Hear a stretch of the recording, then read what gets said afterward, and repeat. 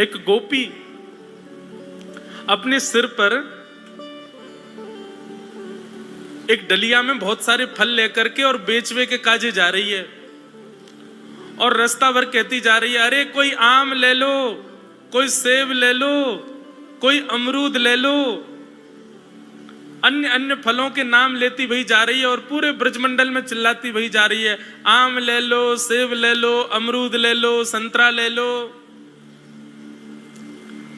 उस स्वर को जब नंद नंदन ने अपने नंद भवन में क्रीड़ा करते हुए श्रवण किया, नन्हे से गोपाल जी हैं, केवल 3 वर्ष की आयु है ठाकुर जी के, मोटे मोटे पांव, मोटे मोटे हाथ, ठाकुर जी को नेक सो पेट, बटुआ सो मुंह, और ठाकुर जी क्रीड़ा कर रहे हैं। और क्रीड़ा करते करते तोतली बानी में यशोदा मैया तक कहने लगे, बोले मैया मैं फल खरीदवे जाऊंगो।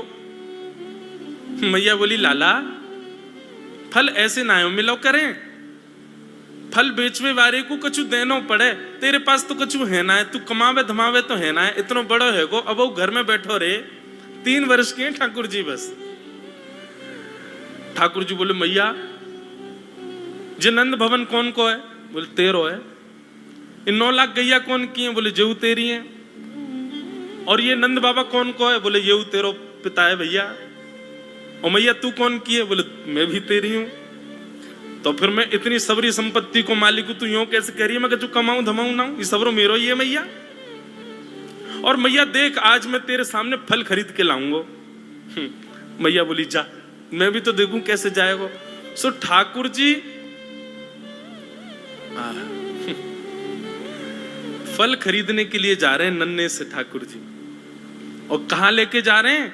बोले जल्दी से जहां पर सारे सामग्रियां रखी जाती हैं, ऐसे सामग्री गृह में गए और वहां से 2 मुट्ठी गेहूं अपने हाथ में भर के, और नन्हे से 3 वर्ष के ठाकुर जी इतने इतने से हाथ ऐसे अंजलि में गेहूं भर के, और ठाकुर जी अपनी मटकीली सी चाल बाकी अदा से उछलते कूदते भय और फल बेचवे वाली के पास फल लेवे जा रहे हैं। यशोदा मैया एक झांक करके एक तरफ से ठाकुर जी की इस लीला को देख रही है। अब कूदते भय ठाकुर जी जा रहे हैं, जितने गेहूं लिए, कितने गेहूं आए होंगे ठाकुर जी के हाथ में? ज्यादा से ज्यादा आए होंगे 25-30। और वो यूं उछलते उछलते गए, सब गिर गए। विक्रेतु कामा खिल गोप कन्या, मुरारी पादार्पित चित्त वृत्ति।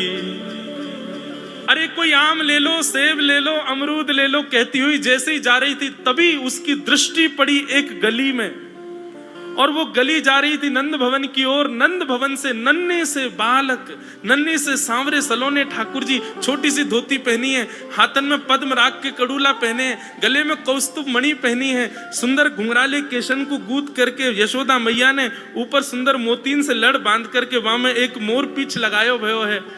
नन्हे से ठाकुर जी इतनी व्याकुल भरी दृष्टि से देख रहे हैं उस फल बेचने वाली को कि कहीं चली ना जाए, वहां से पहले मैं जाके आते फल ले लूं। ठाकुर जी के उस रूप को देखते ही वो फल बेचने वाली वहीं रुक गई, देखने लगी सुंदर से ठाकुर जी को। ठाकुर जी बाके सामने जाके खड़े है गए, उसने अपने फल की डलिया नीचे रखी। ठाकुर जी फल देख रहे हैं कौन से लेने। अब उंगली करके ठाकुर जी कह रहे हैं जेवारो दे दो, जेवारो दे दो, ये दे दो, ये दे दो, करते करते करते पूरी डलिया ही कह दी। बोले सबरी दे दो। गोपी बोली, अरे लाला ये सब ऐसे ही ले जाएगो, कछु देगो ना मुकू? अरे ऐसे ना मिलो करे, कछु देनो पड़े, चल कछु दे मुकू तभी मिलेगी। ठाकुर जी बोले तो फिर रो काहे क्यों रही है? मैं ऐसे थोड़ी लेके जाऊंगा, नंद बाबा को ला लाऊं, मेरी सबरी संपत्ति है, मैं अपनी संपत्ति में से कछु हिस्सा तो को दूंगा तब पल लेके जाऊंगा। अच्छा दियो कहा देगो संपत्ति में?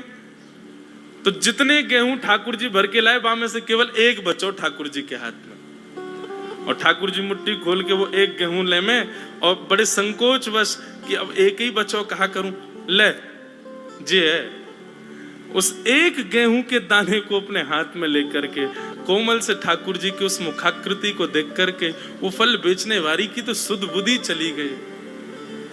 ठाकुर जी बोली, अरे नजर लगावेगी मुंह को, चल जल्दी फल दे दे। बोले फल दे तो दूं, लेके कैसे जाओगे? 4 आम के बराबर के तो तुम स्वयं हो, एक आम के ऊपर एक ऐसे 4 खड़े कर दूं तो इतने बड़े तो तुम खुद ही हो, कैसे लेके जाओगे? ठाकुर जी बोले बड़ी चिंता। तभी गोपी ने की अच्छा आओ मैं दूं। ठाकुर जी को हाथ पकड़ करके उनकी कारी कमरी खोली, उनकी पीतांबरी ने ढीली करी और ठाकुर जी के कछु फल तो कमरिया में बांध दिए, कछु पामन में बांध दिए, कछु हाथन में बाजूबंद बना के बांध दिए, कछु गरे में लटकाए दिए। ऐसे कपड़ान में फल भर भर के ठाकुर जी के पूरे अंग में फल लटका दिए। अब ठाकुर जी को पेट तो है गयो ऐसो, यहाँ ते कमर निकल रही है, पीछे ते निकल रहा है, पीछे बस्ता की तरह वहां में कपड़ा में फल बंधे भये हैं, हाथन में बाजूबंद में भी केला आदि आदि सब बंधे भये हैं।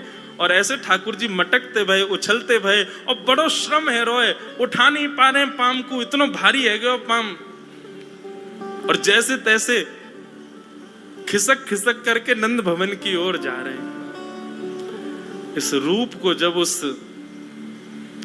फल बेचने वाली ने देखा, उसने अपनी फल की डलिया उठाई और फल की डलिया उठा करके जब सिर पर रखी तो आगे चलते हुए नेत्र बंद हो गए। अब ये नहीं कह रही है आम ले लो, अमरूद ले लो, संतरा ले लो, अब तो बस यही कहती जा रही है गोपाल ले लो, कृष्ण ले लो, माधव ले लो, मधुसूदन ले लो, गोविंद ले लो, नंद जी को लाला ले लो, गिरधर लाल ले लो। अरे सब कह रहे हैं अरे कहाँ बेच रही है? बोले यदि मुंह पे मिल जाए तो मैं तो बाकू कभी नहीं बेचूं, लेकिन कहाँ करूं, वो चित्त में ऐसा बैठ गया है, अब मैं कोई और कार्य की रही नहीं हूं। या मेरे भैया यदि कोई में क्षमता हो तो मेरे चित्त ते वा गोविंद को ले जाओ। ये मेरे चित्त में या की झांकी ऐसी बैठ गई है, अब मैं कोई और कार्य की रह नहीं गई। विक्रेतु कामाखिल गोप कन्या, मुरारी पादार्पित चित्त वृत्ति, दध्यादिकं मोह वशाद्य भोज्य, गोविंद दामोदर माधवेति।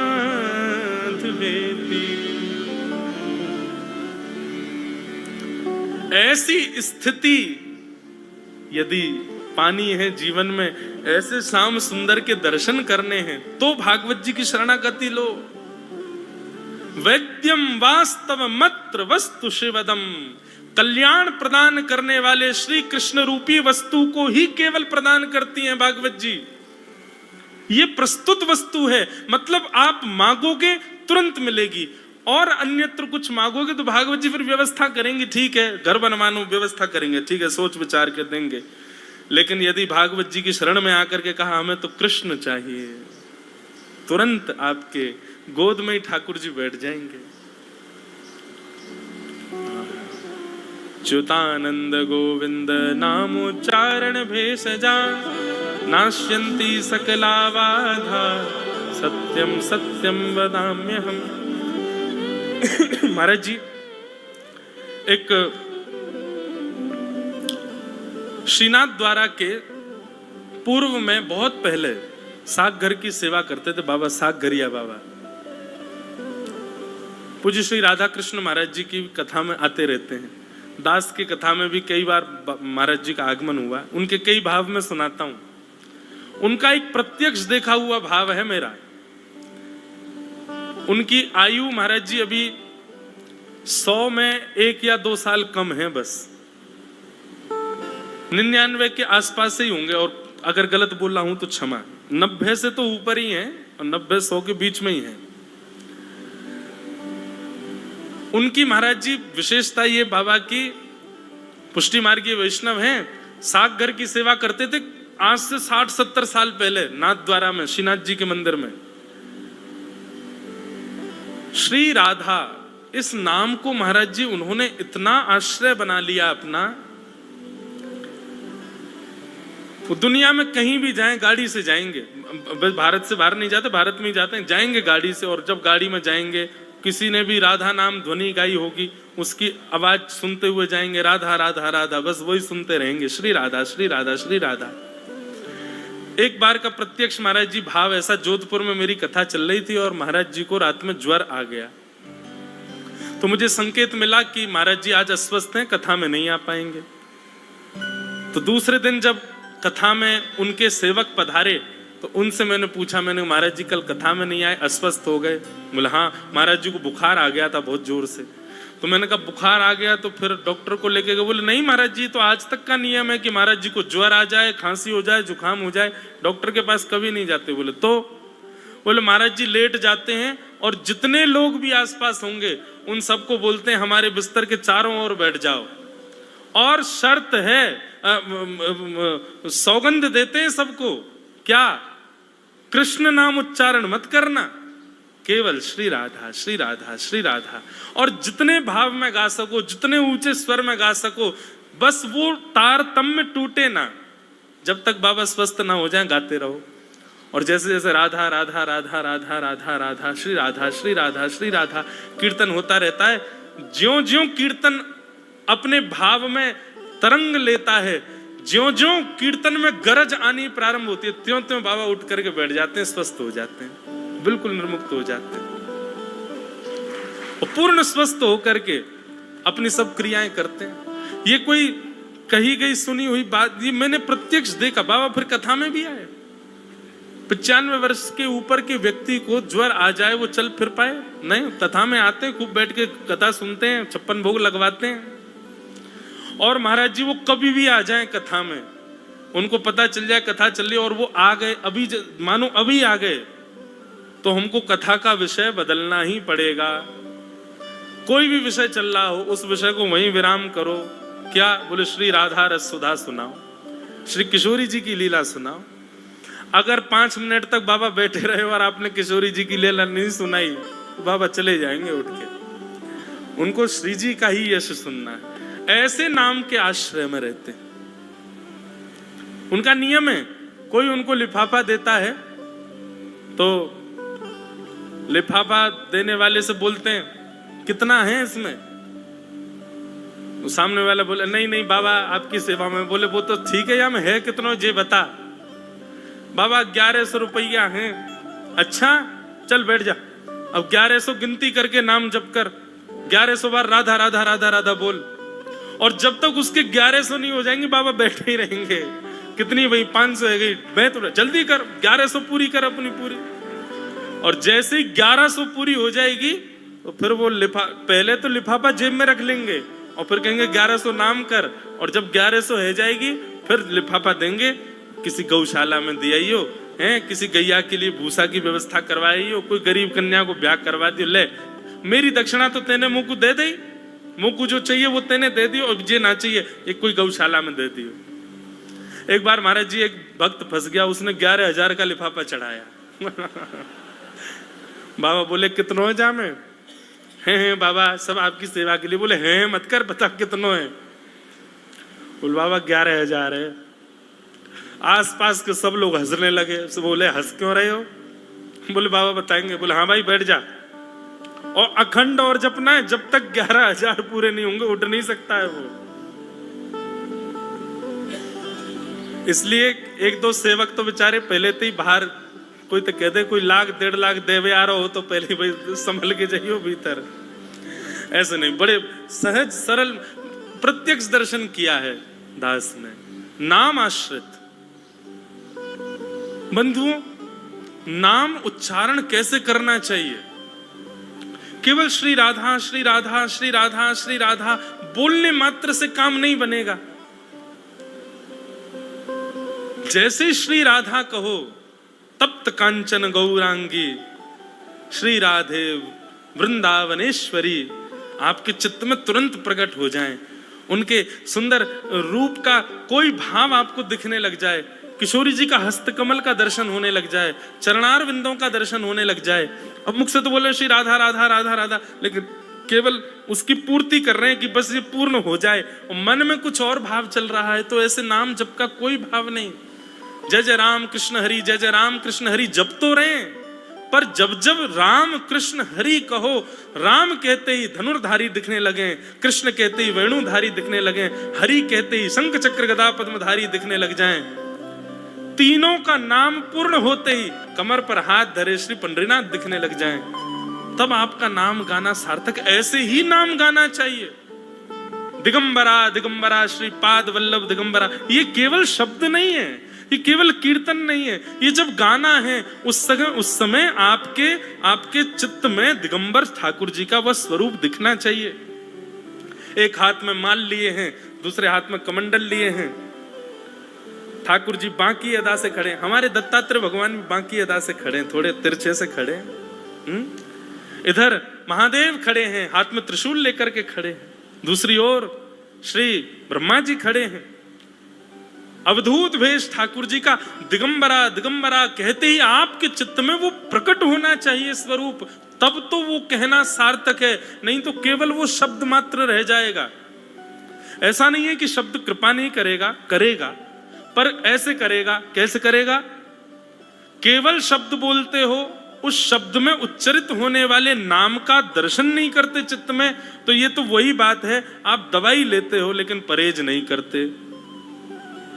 दवाई तो लेते हो लेकिन उसका परहेज नहीं करते, तो क्या होगा?